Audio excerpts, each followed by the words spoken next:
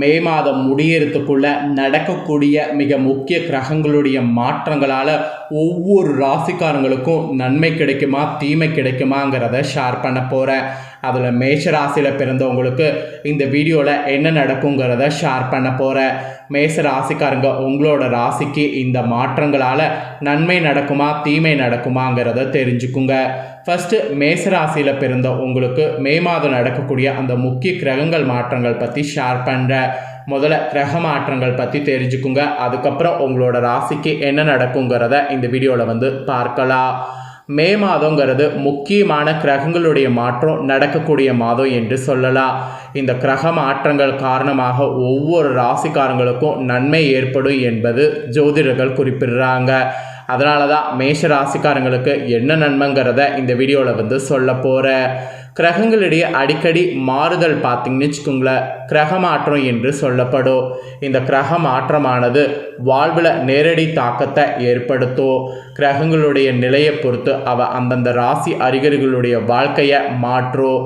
நல்ல நிலைகளில் இடம்பெயர்வது நல்ல பலன்களை தரும். மறுபுறம் அசுப நிலைகளில் இடம்பெயரும்போது கஷ்டங்கள், நிதி இழப்புகள் மற்றும் உடல்நல பிரச்சனைகள் கொண்டு வரும். அந்த வகையில் இந்த மே மாதம் முடியறதுக்குள்ள முக்கிய கிரகங்களுடைய மாற்றம் இருக்கிறது.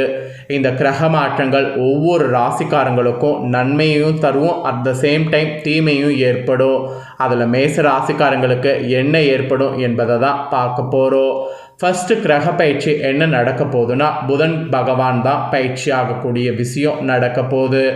நவக்கிரகங்களில் இளவரசனாக விளங்கக்கூடியவர் புதன் பகவான். இவர் மிகவும் குறுகிய காலத்தில் தனது ராசி மாற்றத்தை செய்யக்கூடியவர். இவருடைய இடமாற்றம் அனைத்து ராசிகளுக்கும் தாக்கத்தை கொடுக்கும். புதன் பகவான் பார்த்திங்கன்னு வச்சுக்கோங்களேன், கரெக்டாக மே 7ஆம் தேதி அன்னைக்கு பார்த்திங்கன்னு வச்சுக்கோங்களேன், காலை 4:13 மணிக்கு மாறி இருக்கிறாரு. மேச ராசிக்குள்ளே நுழைந்திருக்கிறாரு. இவருடைய மாற்றமானது இந்த மாதத்துக்கு தொடர்ந்து பார்த்திங்கன்னு வச்சுக்கோங்களேன் உங்களுக்கு இருக்கும். இந்த மாதத்தை தொடர்ந்துனா இந்த மாதம் முடிந்ததுக்கு பின்னாடி இவருடைய மாற்றத்தில் தாக்கம் உங்களுக்கு இருக்கும். இவருடைய மாற்றம் மேசம், மிதுனம், சிம்மம், துலாம் ஆகிய ராசிகளுக்கு நன்மை ஏற்படுத்தும். ஸோ மேச ராசிக்காரங்க உங்களுக்கு நன்மை ஏற்படும் என்பது குறிப்பிடப்பட்டிருக்கு. ஸோ என்ன மாதிரியான நன்மை ஏற்படுங்கிறத உங்களுக்கு டீப்பாக இந்த வீடியோவில் ஷேர் பண்ணுறேன். நெக்ஸ்ட்டு பார்த்தீங்கன்னு வச்சுக்கோங்களேன், சூரிய பகவான் பயிற்சி ஆகிறாரு. அவருடைய பயிற்சி என்னங்கிறத உங்களுக்கு ஷேர் பண்ணுறேன். நவக்கிரகங்களிலேயே ராஜாவாக கருதப்படுபவர் சூரிய பகவான். அவர் இயங்கி வருவது நவக்கிரகங்களில் முக்கிய விஷயம். இவர் நவக்கிரகங்களில் உச்ச அதிகாரம் கொண்ட கிரகமாக திகழ்ந்து வராரு. சூரியன் பார்த்துன்னு வச்சுக்கோங்களேன், மாதத்திற்கு ஒரு முறை தனது இடத்தை மாற்றுவார். அப்படி சூரிய பகவான் மே 14 புதன்கிழமை ரிஷப ராசியில் நுழைந்திருக்கிறாரு. ஜூன் 15 வரை அதே ராசியில் இருக்கிறாரு. இவருடைய இந்த மாற்றமும் எல்லா ராசிக்காரங்களுக்கும் பெரிய மாற்றத்தை ஏற்படுத்த போகுது. அதில் மேஷ ராசிக்காரங்க உங்களுக்கு என்ன மாற்றத்தை ஏற்படுத்த போகுது அப்படிங்கிறத தான் இந்த வீடியோவில் சொல்ல போகிறேன்.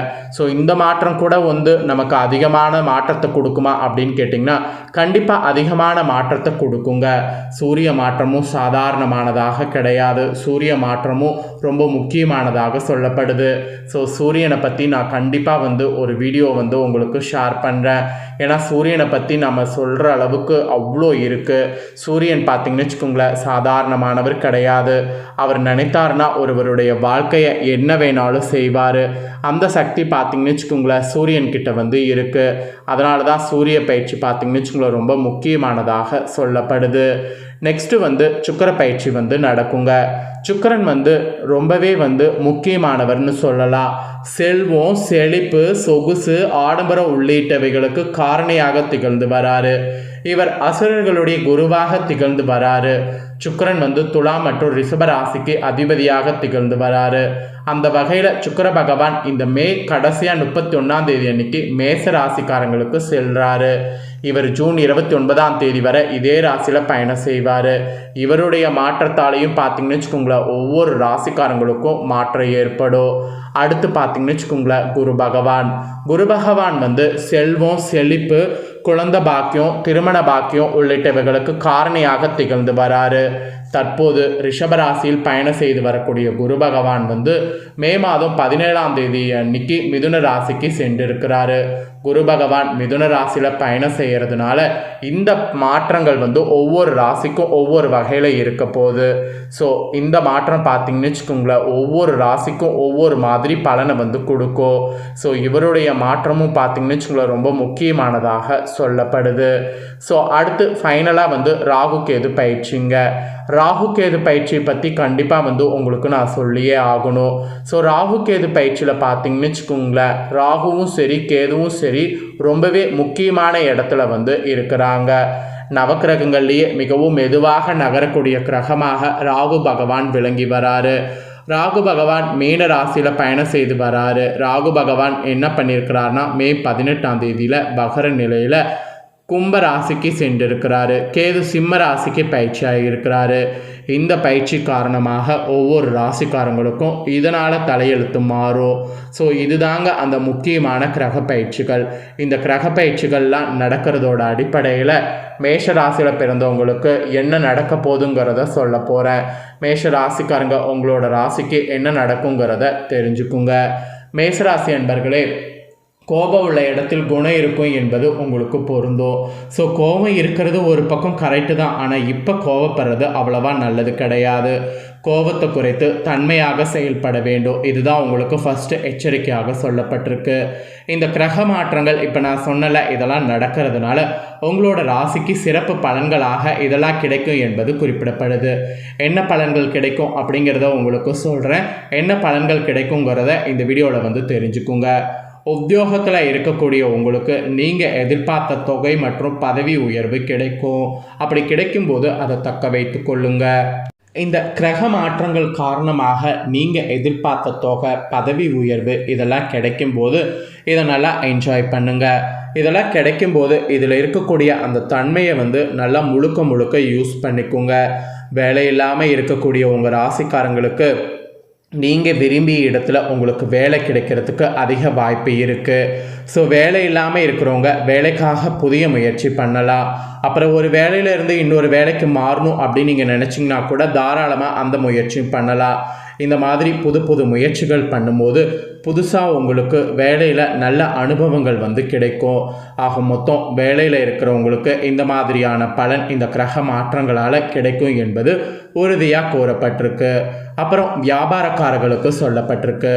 வியாபாரம் செய்யக்கூடிய மேசராசிக்காரங்களுக்கு இந்த கிரக மாற்றங்களால் அதிகமான மூலப்பொருட்கள் நீங்கள் கொள்முதல் செய்ய வெளியூர்லேருந்து வரவழைப்பினும். மூலப்பொருட்கள் உங்களுடைய கொள்முதல் செய்ய வெளியூர்லேருந்து வரவழைக்கும் போது அதனால் அதிகமான லாபத்தை ஈட்ட முடியும். வியாபாரக்காரங்களுக்கு அதிகமான லாபம் ஈட்டுவதற்கு உண்டானதாக இனி இருக்கக்கூடியதாக இருக்க போகுது. இனி உங்களுக்கு கிரக மாற்றங்களால் வியாபாரத்தில் நல்ல லாபம் கிடைக்கும். இது வரைக்கும் லாபம் இல்லாமல் கஷ்டப்பட்டுட்டு இருந்த உங்கள் வாழ்க்கையில் இனி லாபத்தை நிறைய பார்க்க போகிறீங்க. அப்புறம் ஒரு முக்கியமான தொழில் முதலீட்டிற்காக நீங்கள் உங்களுடைய நகையை அடகு வைத்து உங்கள் கணவருக்கு தருவது இந்த மாதிரியான சில விஷயங்கள் வந்து செய்யலாம். இப்படி செய்கிறதுனால நகை மீட்க முடியுமான்னு கேட்டிங்கன்னா கண்டிப்பாக மீட்க முடியும். ஏன்னா குரு பயிற்சியில் ராகு கேது பயிற்சியில் கிரகநிலைகள் உங்களுக்கு சாதகமாக இருக்குது. அதனால் நகையை வைத்து தந்தீங்கன்னா கண்டிப்பாக நகையை மீட்க முடியும். அப்புறம் கணவன் மனைவிக்கிடையே நல்ல புரிதலானது உண்டாகும். அதே சமயம் குடும்பத்தோடு விருந்து விழா என்று சென்று வருவீங்க. இதுக்கெல்லாம் உங்களுக்கு சூழ்நிலை சாதகமாக இருக்குது. இடுப்பில் மட்டும் வலி வந்து போகும். அந்த வலி வந்து போகாமல் இருக்கிறதுக்கு எக்ஸசைஸ் போன்ற விஷயம் செய்யுங்க. அதை செய்தீங்கன்னா ஓரளவு அந்த வலியெல்லாம் உங்களுக்கு குறையும். அப்புறம் இந்த டைம் குறிப்பாக கலைக்குரிய சுக்கிரன் பாதகமாக இருப்பதால் உங்கள் திறமைகளை அதிகமாக நீங்கள் காட்டணும். எந்த வேடமாக இருந்தாலும் அதனை ஏற்றி நடிங்க. இதை பண்ண மாட்டேன் அதை பண்ண மாட்டேன் அப்படிங்கிற மாதிரி எதையும் சொல்லாதீங்க. எதுவாக இருந்தாலும் என்னால் முடியும் அப்படிங்கிற மாதிரி நடிங்க. அப்புறம் மாணவ மாணவிகள்லாம் வந்து நல்ல துறையில் சேர வேண்டும் என்றால் நீங்கள் சற்று கூடுதல் உழைப்பினை போடணும். அப்போ தான் நல்லது நடக்கும். திரும்ப படிக்கிறது பார்த்தீங்கன்னு வச்சுக்கோங்களேன் நல்லது. அப்போ தான் ஏதாவது ஒரு வகையில் உங்களுக்கு வலிக்கு இருக்கும். ஸோ இந்த மாதிரி தாங்க உங்களுக்கு கிரக மாற்றங்களால் பலன் கிடைக்கும் என்பது குறிப்பிடப்பட்டிருக்கு.